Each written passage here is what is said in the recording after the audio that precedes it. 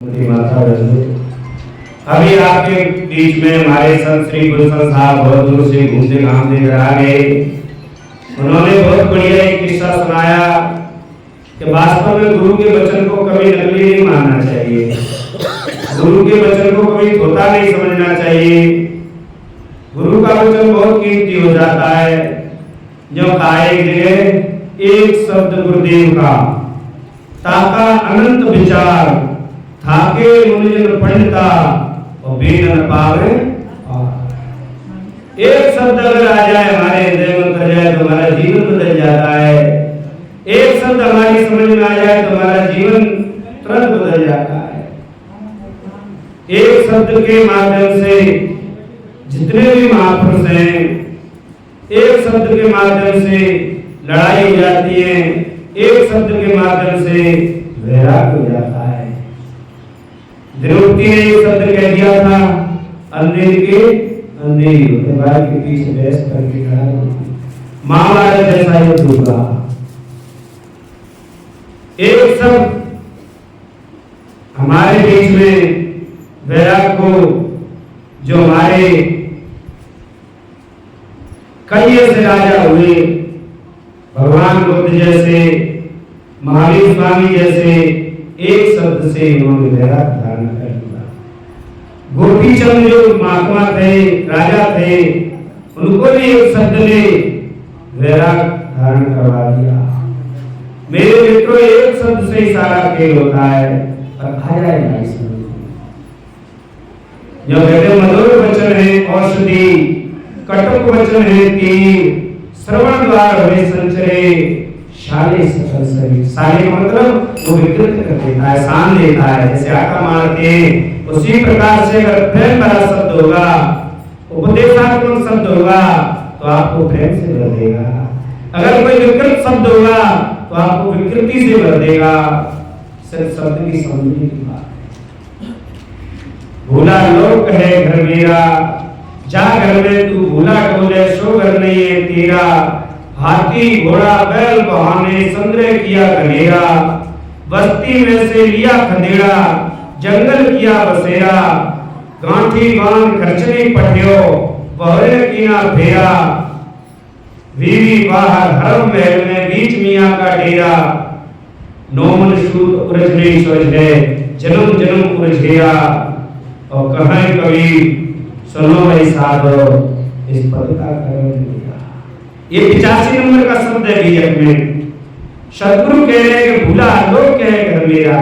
ये आदमी भूला हुआ है, इसकी समझ में नहीं आया, मेरा मेरे में पड़ा है, मेरा मेरी जहां हो जाती है। मैं और मोर तो सो माया। वास्तव में मैं और मोर और तेरा जो कुछ होता जाना जाता है वो सब माया का ही फसारा होता है। तो मेरे मित्रों, ये हमारी भूल है। भूला लोक है घर मेरा, ईंट पत्थरों का मकान है, इसको मेरा मेरा कहता है। अगर चित्रण करे, थोड़ा निगाह करे, तुमने भले में इसको बनाया है, जो इसमें जन्म ले लेता है उसका ज्यादा होता है। बाबा जी ने बनाया है लेकिन नाती का ज्यादा है, पिता ने बनाया है लेकिन बेटे का ज्यादा है। और उसको छोड़ो, इसमें और भी कई जीव जंतु हैं। आपने कोई कुत्ता पाल रखा है, वो भी सोचता है ये मेरा है। मकड़ी जाल बना देती है, वो भी सोचता है कि ये मेरा है। बिल्ली कभी बच्चे दे दे तो वो भी सोचती है कि हमारा घर है, उसके बच्चे भी सोचते हैं। तो कितने इसमें साझेदार हैं। अभी महात्मा जी कह रहे थे, मानव जन्म चूके वो अपराधी, ये 78 नंबर की रमेली है। मानव जन्म चूके वो अपराधी, यही तन के बहुत है साजी। तात जन्म के पुत्र हमारा, स्वार्थ जान कीन प्रतिपारा। कामिन कहे मोर भी अहई, बाग ने रूप गिरास चहनी। शुद्ध करंतर रह लोलाई, यम की नाय रह मुखवाई। काग गिद्ध दो मरण विचारा, शीकर स्वान दो पंत निहारा। पृथ्वी कहे मोय मिल जाई, पवन कहे सन ले उड़ाई। अग्नि कहे ले ईतन जालो, पानी कहे ले जल तो वारो। और ते घर को घर कहे हमारा, सूर्य रे तुम्हारा। वास्तव में आदमी इस बात को समझता नहीं है। ईंट पत्थरों के मकान को छोड़िए, शरीर जिसको हम अपना कहते हैं ये भी हमारा नहीं। इस रमेली ने कहा मानव जन्म चूके वो अपराधी, इस मनुष्य जन्म को पाया लेकिन चूक गया। मानव जन्म चूके वो अपराधी। यही तरह के इस तरह के कितने साझीदार हैं? यही तरह के बहुत हैं साझी। कौन कौन? तात जनन के पुत्र हमारा, माता पिता सोचते हैं हमारा बेटा है। तात जनन, जनन के माँ, तात जनन के पुत्र हमारा, स्वार्थ जान की प्रतिभा। स्वार्थ में कहते हैं, स्वार्थ के माध्यम से पालन पोषण करते हैं। बेटा कभी बड़ा होगा, इसकी शादी होगी, बहू आएगी, हमारी सेवा करेगी, बच्ची बच्चा होंगे, हमसे बाबा कहेंगे, अम्मा कहेंगे। स्वार्थ से आदमी जुड़ जाता है, स्वार्थ जान की प्रतिभा। और जो कह रहे कामिनी कह मोर भी अहनी, कामिनी कहते तुम्हारी पत्नी, तुम्हारी प्रेमिका, वो आपसे कहती है मेरा पिया है, मेरा मालिक है। कामिनी कह मोर भी अहनी, बाकी रूप गिरासन चढ़े। देखो पर विशेष बात इसमें ये बताई, कहती तो है मेरा पति है, लेकिन अगर उसकी इच्छा नहीं हुई पूर्ति, वो कह रही है मेरे लिए साड़ी लाओ या मेरे को फलानी जगह घुमाने ले जाओ, और तुम नहीं ले गए तो फिर तुम जान दो बाप। सदगुरु ने चित्रण कहता बाघ रूप गिरासन चढ़े। बाघी कहते शेरनी, शेरनी की तरह बुलाती है। बाघ रूप गिरासन चढ़े और सुत कलंतर रहे लाई। आपके बेटी बेटा नहीं सोचते हैं ऐसे जैसे बंदर, बंदरों को नचाने वाला कलंदर भाई होता है, इसी तरह वो भी सोचता है कि बड़े बूढ़े हैं, वो भी मजाक ठटोली करते हुए अपने माता पिता के साथ सहयोग करता है और इंतजार करता रहता है कब जी गद्दी खाली करें अब वहां बैठा हो जाए, हम इस गद्दी के मालिक बन जाएं, हमारे पिता की जगह हमारे बाबा की जगह हम मुखिया बन जाएं। वो एक तुम्हें शुद्ध कलंतर रहे लो लाई बिलोरा यम की नाय है मुखवाई। मेरे मित्रों, ये जो जमा तुम्हारी राशि है, जो तुम्हारा कुकर्म जो तुमने किया है, वो यम का फंदा बन जाता है। यम की नाय है मुखवाई, काग गिरद तो उम्र में बेचारा। और इसमें साझेदार समझो, ये तो तुम्हारा परिवार में 36 नाते होते हैं। जब बच्चे की शादी हो जाती है तो 36 नाते बन जाते हैं, लड़की और लड़का के दोनों के अलग हो जाते हैं, साली साला जीजा जीजी जाने क्या क्या बन जाता है। संत कह रहे हैं कि वास्तव में और भी इसमें साझेदार हैं। काग गिद्ध दो मरण विचार, वह भी इंतजार करते हैं कब मरे तो ने कहा मांस मंदरा कुछ मिल जाए। कौड़ा गिद्ध, गिद्ध पहले बहुत जुआ करते थे, मरड़ाते थे, अपने कुत्ते का कोई पशु डाल आता तो बहुत मरड़ाते थे। आप तो गिद्धों की भी जैसे समझा करने वो भी इंतजार करते हैं पशु कब मरे या आदमी कब मरे तो थोड़ा उनको भी हिस्सा मिल जाए। काग गिद्ध दो मरण विचारा, शीकर श्वान, शीकर कहते हैं गोधुआ, श्वान कहते हैं कुत्ता। ये जंगली जानवर भी इंतजार करते हैं कहने का हमको भी इसका पता है। शीकर श्वान ऐसे ऐसे इसमें साझीदार, ऐसे ऐसे इसमें अपना अपना कहने वाले, और जिसके लिए दूसरा बड़ा अहंकार करते हो। संत कह रहे सारा का सारा अहंकार तुम्हारा झूठा है। इस शरीर में बहुत साझीदार हैं, इस शरीर के बहुत मालिक हैं, तो आपको जग जाना चाहिए। और जो चार तत्व से शरीर बना होता है, ये चारों तत्व अपने अपने आप में चारों अपने पे खींचते हैं। पृथ्वी कहे वो मिल जाए, पृथ्वी जो तत्व है वो कहता है मेरा तत्व मेरे में आ जाए, पृथ्वी कहे वो मिल जाए। पवन कहे सुन ले उड़ाई, पवन कहता है पृथ्वी में उड़ा करके ले जाऊं। पानी कहे में, अग्नि कहे में ईतन जानो, अग्नि अपना तत्व खींचना चाहती है, मेरे तन को जला के अपना अंश खींचे। पानी कहे में जलवायु, पानी अपना खींचना चाहता है। आकाश बोल होता है, आकाश का कोई हिस्सा नहीं होता है। आकाश तो खाली बोल, बाहर भी और भीतर भी आकाश का इसमें शरीर में कोई खास हिस्सा नहीं है, सिर्फ बोल। और पूर्व में ये शरीर ठहरता है, इसलिए आकाश को भी जोड़ दिया गया, इसलिए 5 तत्व का पुत्रा कह दिया।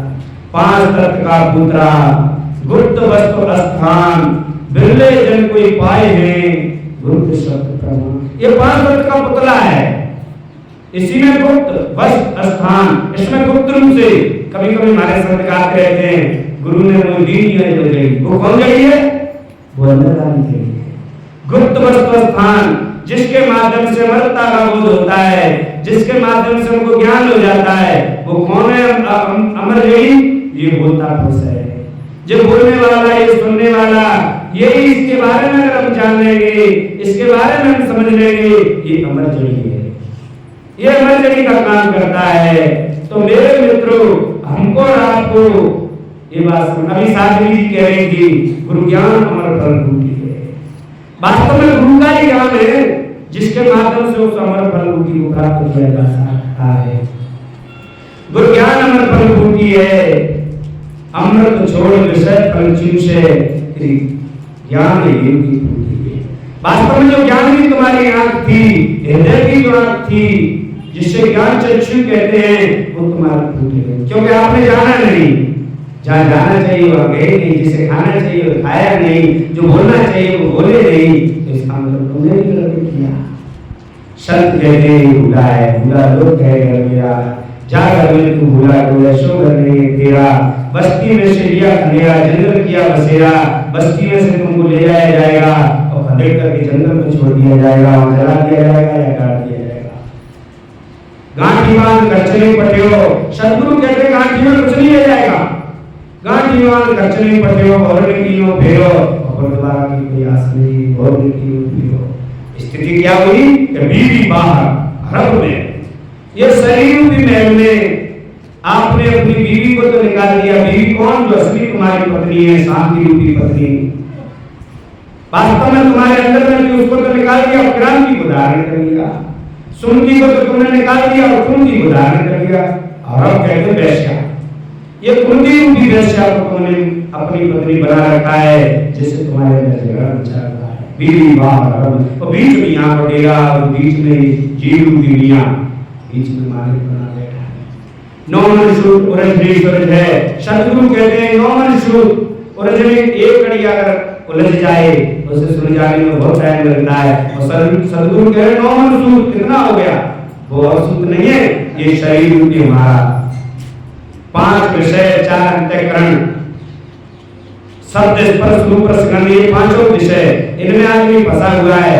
चित्त मन बुद्धि अहंकार, ये 4 ये अंतःकरण के, ये 9, इनको आदमी अगर समझ ले, एक एक करके जान ले, तो जो मान लो आपका ये मन सुलझ जाएगा। नो मन सूत उलझे सुलझे जन्म जन्म उलझे हो, और कहे कभी सुनो भाई साथ हो इस पद का, ये शरीर भी जो पद है हमारे गुरुदेव बीच में पधारे। आप सभी वही से अपनी जगह से बंदगी करेंगे, वही कहते रहेंगे सारे बंदगी सारे बंदगी। तो आप सभी अपने जीवन में इस बात को समझे, इस पद का करो मेरा ये शरीर भी तुम्हारा पद है। ये शरीर जो आज आपको पद रूप में मिला हुआ है, तो इसका आप निर्णय कीजिए, आपका कल्याण होगा, आपका जीवन अच्छा होगा। ज्यादा ना कहते हुए मैं प्रवचनों की श्रृंखला में अपनी बात को पूरा करता हूँ। आपके शरीर में ये मकान में बहुत साझेदार हुआ करते हैं। आप अपने जीवन को बनाएं, आप अपने जीवन को बढ़िया अच्छा बनाएंगे।